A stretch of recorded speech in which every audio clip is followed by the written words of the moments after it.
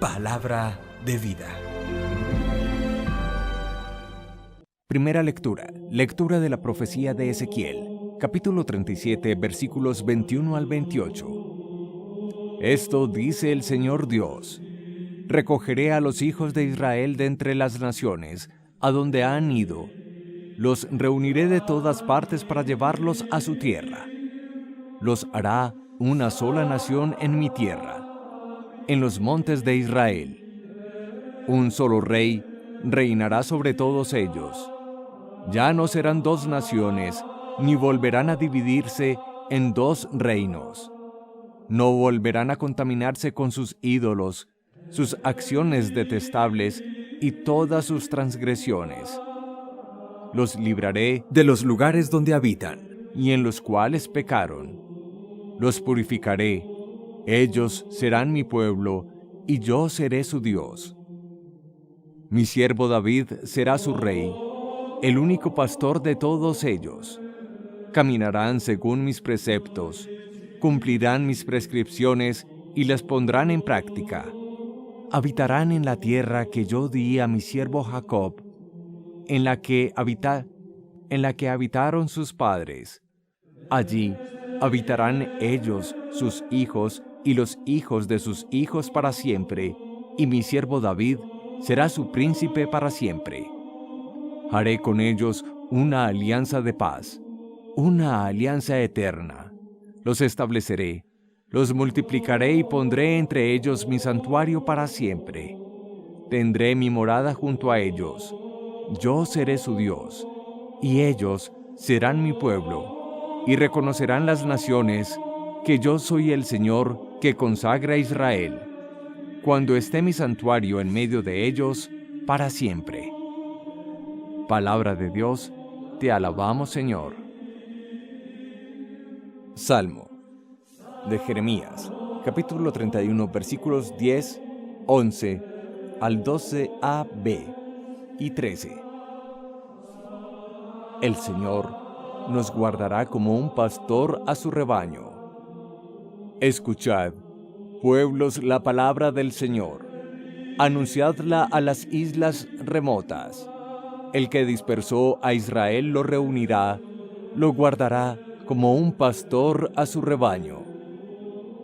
El Señor nos guardará como un pastor a su rebaño. Porque el Señor redimió a Jacob, lo rescató de una mano más fuerte.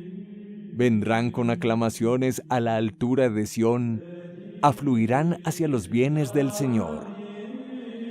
El Señor nos guardará como un pastor a su rebaño. Entonces se alegrará la doncella en la danza, gozarán los jóvenes y los viejos. Convertiré su tristeza en gozo, los alegraré y aliviaré sus penas. El Señor nos guardará como un pastor a su rebaño. Lectura del Santo Evangelio según San Juan, capítulo 11, versículos 45 al 57. En aquel tiempo, muchos judíos que habían venido a casa de María, al ver lo que había hecho Jesús, creyeron en él.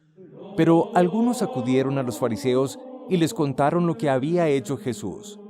Los sumos sacerdotes y los fariseos convocaron el Sanedrín y dijeron: ¿qué hacemos?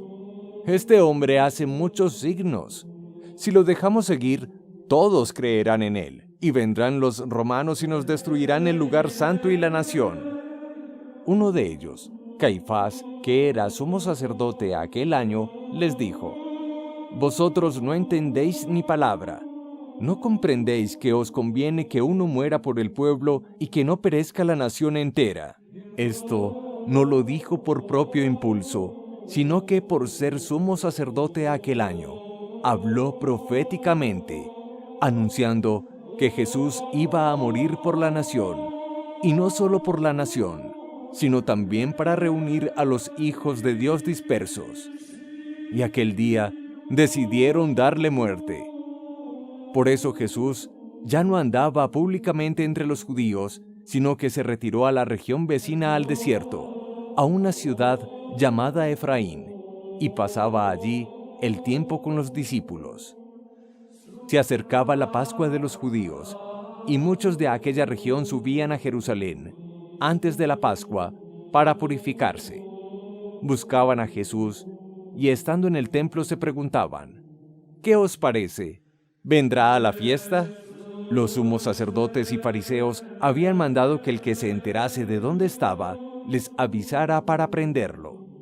Palabra del Señor. Gloria a ti, Señor Jesús.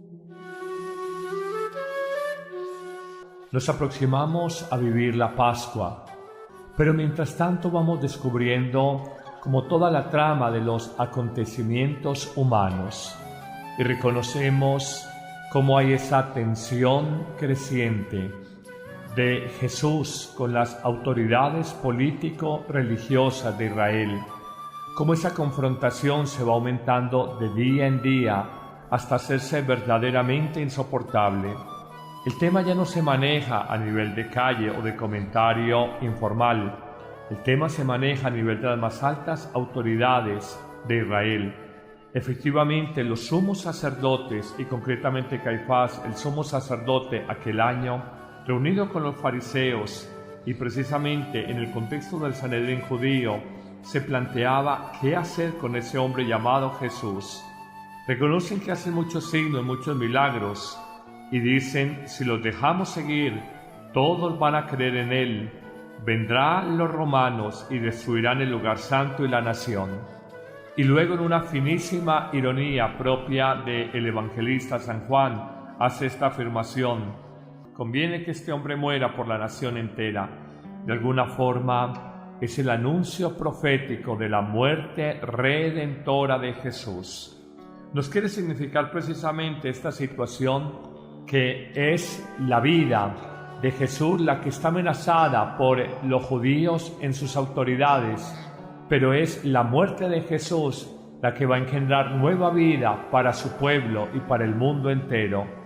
Matar a Jesús es de alguna manera matar, acabar con el dominio que la muerte había tenido históricamente sobre el mundo, sobre la humanidad. En Jesús se abriría una nueva puerta, una revolución cósmica, una posibilidad que jamás habíamos imaginado, el resucitar para nunca más morir. Pero también descubrimos que Jesús se muestra Señor de su propia vida. De alguna forma, más allá de las envidias y de las intrigas de las autoridades político-religiosas de Israel hace 2000 años, Jesús reconoce que su muerte, concretamente en el tiempo, en la fiesta de la Pascua, obedece al plan salvífico de Dios. Es la voluntad de Dios la que permite que su Hijo se entregue en la cruz para la salvación de todos. Humanamente pudiéramos decir, son las envidias, las rivalidades, las emulaciones. Con razón se dice que la envidia mata. Pero muy en el fondo, teológicamente pudiéramos decir, es el plan de Dios sobre Jesucristo para salvar al hombre, para salvar la humanidad entera, para redimirnos, para desatar esa fuerza que andaba suelta por el mundo, el pecado, y que generaba la muerte en el ser humano, en el hombre.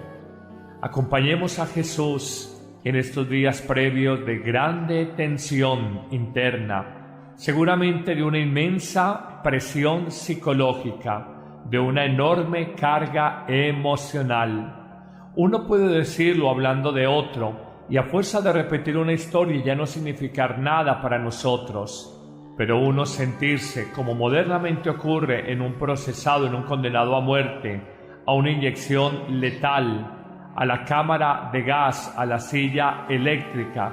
En el fondo es también la experiencia que pudo haber vivido humanamente el hombre Dios, el Dios hombre, Jesucristo. Saber que se entregaba su vida y saber que de alguna manera la aceptaba en obediencia al plan de Dios. Sobre todo saber que se entregaba a la ferocidad, a la felonía, a la cobardía, a la saña de sus detractores. Como cordero llevado al matadero nos recordará el profeta Isaías en los cánticos dolientes del siervo de Yahvé, como cordero llevado al matadero, Jesús precisamente se ofrenda, se presenta, y entenderemos entonces todo el sentido de la expresión de Juan el Bautista: este es el cordero que quita el pecado del mundo. En la víspera del Domingo de Ramos, te invito, amigo cibernauta que nos escuchas a través de internet o de las redes sociales, para que contemples esta noche, en el silencio de tu habitación, al crucificado. Contempla la cruz. Tú mismo trata de ponerte corporalmente en esa posición, las manos abiertas, el cansancio y la tensión de los músculos de los brazos, los pies juntos y atados, pero no atados por una cuerda, atados por un clavo gigante de hierro, y las manos igualmente atadas por clavos gigantes, a su vez clavados en una cruz de madera. Nos hemos acostumbrado a la imagen del crucifijo, del crucificado, pero para quien no conozca, es realmente una imagen dantesca, una imagen que provoca náuseas, que genera todo tipo de rechazos. Es el misterio del amor de Dios, el amor donado, el amor entregado, el amor sacrificado, el amor crucificado, el amor atado, el amor indefenso, el amor que no es capaz de ofrecer ningún tipo de resistencia, el amor que sabe ofrendarse.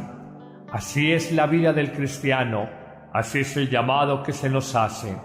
Señor Jesús, acompáñanos en esta Semana Santa y Pascua que vamos a iniciar, de la mano de la Palabra de Dios, y acompañándote, Jesús, en tu muerte y en tu resurrección en el Triduo Pascual.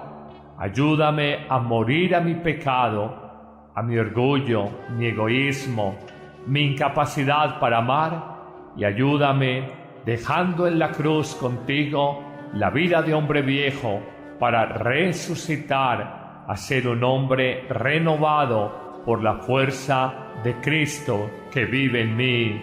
Que el Señor te bendiga abundantemente en este día, en el nombre del Padre, y del Hijo, y del Espíritu Santo.